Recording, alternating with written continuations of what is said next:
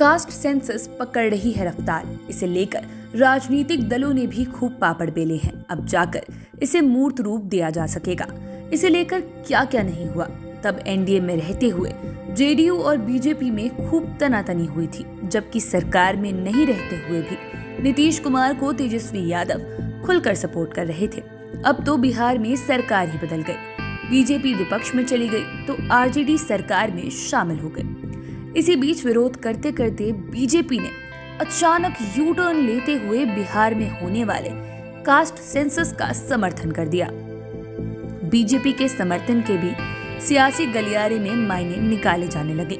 Political experts सरकार के फायदे गिनाने लगे, लेकिन सभी पार्टियों की ओर से सपोर्ट मिलते ही इसके लिए क्वेश्चनएयर भी तैयार कर लिए गए हैं। लेकिन यहाँ पर हम सारी पार्टी पॉलिटिक्स को दरकिनार करते हुए कास्ट सेंसस के केवल फायदे बताएंगे। चूंकि यह 5 PM में 5 का तड़का है, इसीलिए फायदे भी 5 ही गिनवाएंगे। सबसे पहले 5वें नंबर की बात करते हैं। बिहार में कास्ट सेंसस अब अपने मुकाम की ओर बढ़ने लगा है और अब इसकी डेट भी आ चुकी है। नए साल में इसका श्री गणेश हो जाएगा। दरअसल बिहार में 7 जनवरी से कास्ट सेंसस शुरू होगा। हालांकि इसका नाम जाति सह आर्थिक गणना दिया गया है। पहले चरण में मकानों की गिनती होगी, जो 21 जनवरी तक चलेगी। इसके बाद जाति के आधार पर लोगों की गिनती की जाएगी। लोगों की गिनती 1 से 30 अप्रैल के बीच कराई जाएगी और जून माह में इसकी रिपोर्ट जारी होगी। हालांकि इस डेट में कुछ आगे पीछे हो सकता है, लेकिन यहाँ हम आपको ये बताने जा रहे हैं कि इसके फायदे क्या हैं। दरअसल हर कोई जानना चाहता है कि उनकी जाति की सही स्थिति क्या क्या है। खासकर जातीय जनगणना के बारे में वह समाज या समुदाय तो हर हाल में जानना चाहता है जिसकी आबादी अधिक है। एक्सपर्ट्स की माने तो समाज के लिए कास्ट सेंसस बहुत जरूरी है। इससे जातियों के सही डेटा का पता चलेगा। दरअसल देश में हर 10 साल में होने वाली जनगणना के दौरान धार्मिक, शैक्षणिक, आर्थिक, आयु, लिंग आदि की चर्चा होती है। यहाँ तक कि अनुसूचित जाति और अनुसूचित जनजाति की भी गिनती होती है, लेकिन बाकी जातियों के बारे में पता नहीं चलता। ऐसे में यदि जाति की गणना कराई जाती है तो बेशक सही जानकारी लोगों को मिलेगी और इसका भविष्य में भी लाभ मिलेगा। खासकर ओबीसी के बारे में लोगों में कंफ्यूजन रहता है। अब बात करते हैं चौथे नंबर की। लोगों में अभी से उत्साह है कि अगले साल ये क्लियर हो जाएगा कि कौन से कास्ट का क्या डेटा है। आम आदमी से ज्यादा तो नेताओं में खुशी देखी जा रही है। एक्सपर्ट्स का मानना है कि कास्ट सेंसस से तमाम जातियों और प्रजातियों के बारे में एक हद तक जानकारी मिल जाएगी। उनका रहन सहन क्या है, उनकी स्थिति क्या है, उनकी लाइफस्टाइल कैसी है। यदि यह डेटा सामने आ जाएगा तो फिर सरकारी स्तर पर उसके विकास की बात होगी। उनके लाइफस्टाइल को और अधिक बेहतर किया जाएगा। बता दें कि इसे लेकर पिछले साल नीतीश कुमार के नेतृत्व में 10 दलों का एक डेलीगेट्स पीएम मोदी से मिला था, लेकिन केंद्र सरकार ने कास्ट सेंसस कराने से साफ इनकार कर दिया था। वहां से लौटने के कुछ ही दिन बाद बिहार सरकार ने अपने खर्च से कास्ट सेंसस कराने का फैसला किया था। बताया जाता है कि इस पर लगभग 500 करोड़ खर्च किए जाएंगे।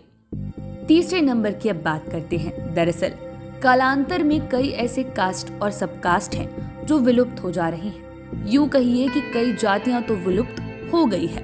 हाँ, कुछ नई जातियां समय के साथ आगे भी बढ़ी हैं और नई कैटेगरी में शामिल हुई हैं, लेकिन इसका डेटा बहुत ऑथेंटिक नहीं है। सब सुनी सुनाई बातें हैं। चुनाव के समय भी ऐसा ही होता है। मनमाना डेटा बता दिया जाता है और उसी के आधार पर वोटों के परसेंटेज भी निकाल लिए जाते हैं। लेकिन जब सही मायने में जातियों की गिनती होगी तो बेशक उनकी सही जानकारी मिलेगी।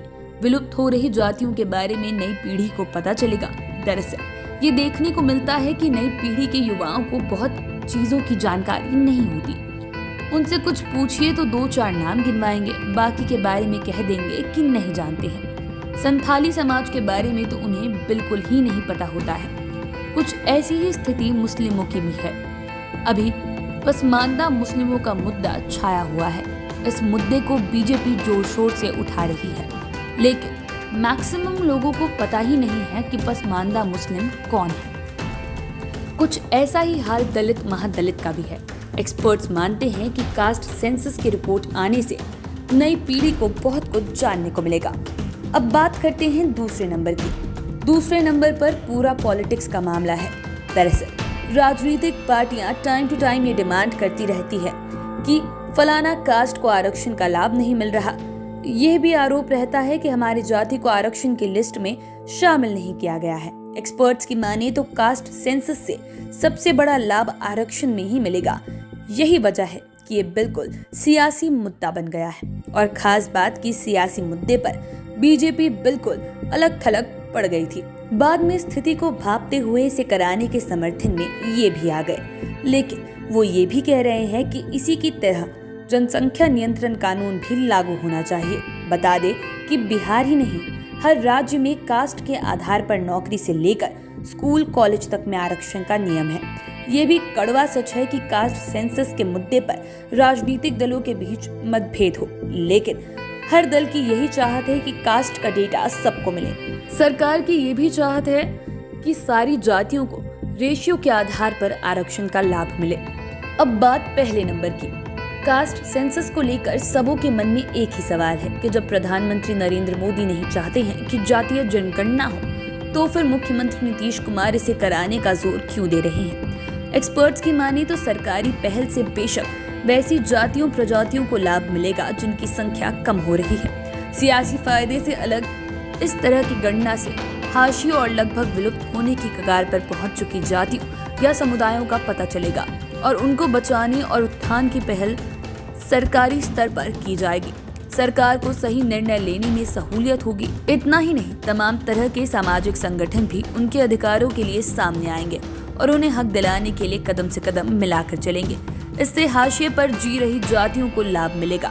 मुख्यमंत्री नीतीश कुमार भी चाहते हैं कि उनके शासनकाल में कोई विकास से दूर न रहे। यही वजह थी कि लालू यादव भी कास्ट सेंसस कराने पर जोर दे रहे थे।